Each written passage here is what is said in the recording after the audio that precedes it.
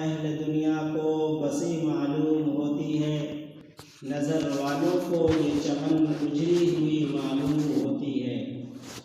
اگر ہمت کرے تو پھر کیا نہیں انسان کے بس میں، اگر ہمت کرے تو پھر کیا نہیں انسان کے بس میں، یہ کم ہمتی اور بے بسی معلوم ہوتی ہے۔ روضہ پاک سے ہو کر جو ہوا آتی ہے، روضہ پاک سے ہو کر جو ہوا آتی ہے، ہم غلاموں کے لیے روح شفا لاتی ہیں۔ نبی کے ماننے والے نرالی شان رکھتے ہیں، نبی کے ماننے والے نرالی شان رکھتے ہیں، زمانے میں زمانے سے الگ پہچان رکھتے ہیں۔ معزز بزرگان دین اور پیارے عزیز بچوں، ابھی میں آپ حضرات کے سامنے پیارے حبیب سرکار دو عالم صلی اللہ علیہ وسلم کے بارے میں جو اللہ تعالیٰ نے فرمایا کہ لَقَدْ كَانَ لَكُمْ فِي رَسُولِ اللَّهِ أُسْوَةٌ حَسَنَةٌ، کہ تم اپنے حسن اخلاق کو، اپنے کردار کو پیارے حبیب سرکار دو عالم صلی اللہ علیہ وسلم کے طریقوں کے مطابق اپنا لیں۔ میرے بزرگوں، جب ہمارے آقا حضرت محمد رسول اللہ صلی اللہ علیہ وسلم جب اس روح زمین میں آپ جب تشریف نہیں لائے تھے تو چاند تھا لیکن بے نور سا، آفتاب تھا لیکن ڈوبا ڈوبا سا، عقلوں پہ پتھر پڑے ہوئے تھے، دل اجڑے اجڑے ہوئے تھے، جنہوں نے بہاروں کو لوٹ کر ویران کر دیا تھا کہ اچانک میرے پیارے نبی کی آمد ہوئی، جنہیں رحمت للعالمین بنا کر بھیجا گیا، وہ رحمت للعالمین جس پر بادل اپنا سایہ کرتے ہیں، وہ رحمت للعالمین جس کی انگلیوں سے صحراؤں میں چشمے بہتے ہیں، وہ رحمت للعالمین جس کی پیغام حق سننے کے لیے جنات کے قافلے دربار عالی شان میں حاضر ہوتے ہیں، وہ رحمت للعالمین جو راستے سے گزرے تو درخت اور پیڑ پودے جھک کر سلام پیش کرتے ہیں، وہ رحمت للعالمین جس کا چہرہ انوار دیکھ کر پتھر بھی کلمہ پڑھ کر مسلمان ہو جاتے ہیں، وہ رحمت للعالمین جس کی وحدانیت، جس کی ربوبیت پورے عالم کے اندر مشروف ہے، وہ رحمت للعالمین جس کی قربت ابو بکر کو صدیق، عثمان کو غنی، علی کو شیر خدا بنا دیتی ہے، جس کی نسبت فاطمہ کو خاتون جنت کا مقام درجہ عطا کرتی ہے۔ میں اس عظیم نبی کی شان کو، اس عظیم نبی کی عظمت کو،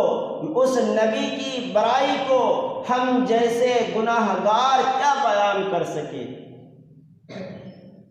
مقام محمود جس کی انتظار میں ہے،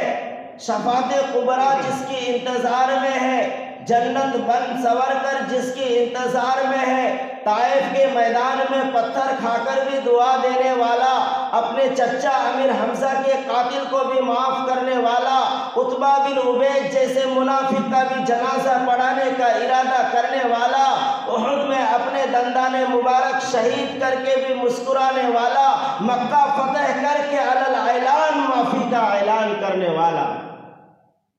میرا رب جس کی زلفوں کی قسم اٹھائے واللیل اذا سجا، میرا رب جس کی شہروں کی قسم اٹھائے وہذا البلد الامین، میرا رب جسے حبیب کہے، میرا رب جسے خلیل کہے، میرا رب جسے یاسین کہے، میرا رب جسے مزمل کہے، میرا رب جسے مدثر کہے، میرا رب جسے یاسین کہے، اس عظیم پیغمبر کی شان اور عظمت ہم کیا بیان کر سکیں۔ قرآن کا ایک ایک حرف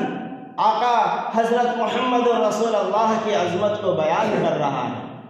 الف نے کہا اللہ کا رسول آ رہا ہے، با نے کہا بانی اسلام آ رہا ہے، تا نے کہا تاجدار مدینہ آ رہا ہے، سا نے کہا ثروت والا آ رہا ہے، جیم نے کہا جلیل القدر آ رہا ہے، ہا نے کہا حبیب خدا آ رہا ہے، خا